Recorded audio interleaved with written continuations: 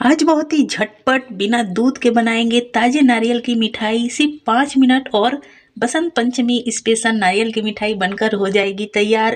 Video शुरू करने से पहले आपसे रिक्वेस्ट है, अगर आपने अभी तक मेरे चैनल को सब्सक्राइब नहीं किया तो प्लीज सब्सक्राइब कर लीजिएगा। पैन गरम हो चुका है तो इसमें ऐड करना है 2 चम्मच घी। इस मिठाई में हम बहुत ज़्यादा घी ऐड नहीं करेंगे क्योंकि हम इसे ताजे नारियल से बना रहे हैं। ताजे नारियल में अपना ही ऑयल होता है। तो यहाँ पर देखिए इस कप में ना मैंने भरकर नारियल भरा है, मतलब दबा दबा कर भर दिया है। मैंने नारियल को कद्दूकस कर लिया है। आप चाहे तो इसे मिक्सर में डालकर पीस कर भी बना सकते हो।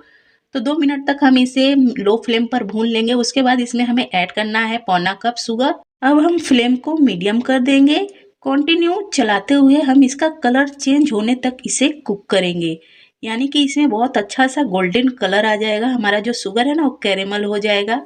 तो यहाँ पर देखिए बिल्कुल परफेक्ट है, रेडी हो चुका है। हमारा नारियल भी पक चुका है। अब इसमें हम ऐड करेंगे मावा। तो यहाँ पर मैं 300 ग्राम मावा ऐड कर रही हूँ। अगर आप चाहो तो इसमें इलायची पाउडर भी ऐड कर सकते हो, लेकिन मैं नहीं ऐड कर रही हूँ क्योंकि इसमें ना जो नारियल का टेस्ट आता है बहुत अच्छा आता है। इलायची पाउडर की आवश्यकता नहीं होती है।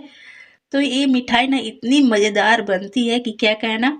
तो यहाँ पर सिर्फ इसे 2 मिनट कुक करते हुए हैं और देखिए बिल्कुल परफेक्ट रेडी हो चुकी है। एक कढ़ाई छोड़ने लगी है, आप देख सकते हो।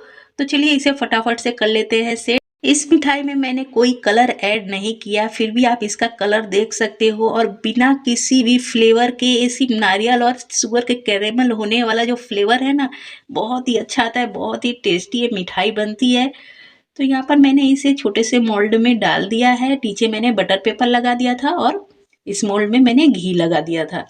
तो यहाँ पर इसे हम चिकना कर लेंगे। थोड़े से ड्राई फ्रूट्स डालकर फिर से इसे हम दबाते हुए चिकना कर देंगे, जिससे कि ड्राई फ्रूट्स भी हमारे सेट हो जाए। ड्राई फ्रूट ऑप्शनल है, सिर्फ मैंने अच्छा दिखने के लिए इसमें डाला है। इसकी कोई आवश्यकता नहीं है। इस नारियल की मिठाई का टेस्ट ऐसे ही बहुत अच्छा आता है। तो यहाँ पर मैंने इसे 1.5 घंटे के लिए छोड़ दिया था और ये बहुत अच्छी तरह से सेट हो गया है। अगर आपको जल्दी इसे निकालना है तो आधे घंटे के लिए फ्रिज में रख दो, तो आपका अच्छी तरह से सेट हो जाएगा।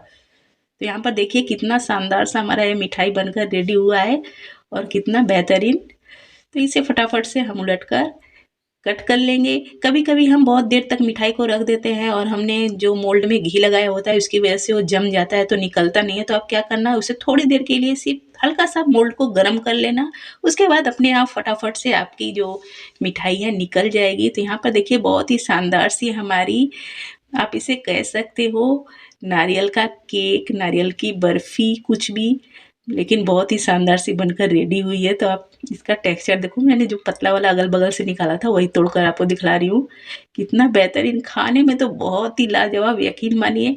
तो आ रही है बसंत पंचमी, तो उस दिन आप इस रेसिपी को ज़रूर ट्राई कीजिएगा, खुद खाइएगा, अपने परिवार को खिलाइएगा। तो अगर आपको मेरी ये सिंपल सी रेसिपी पसंद आई हो तो प्लीज़ मेरे चैनल को सब्सक्राइब कर जाइएगा।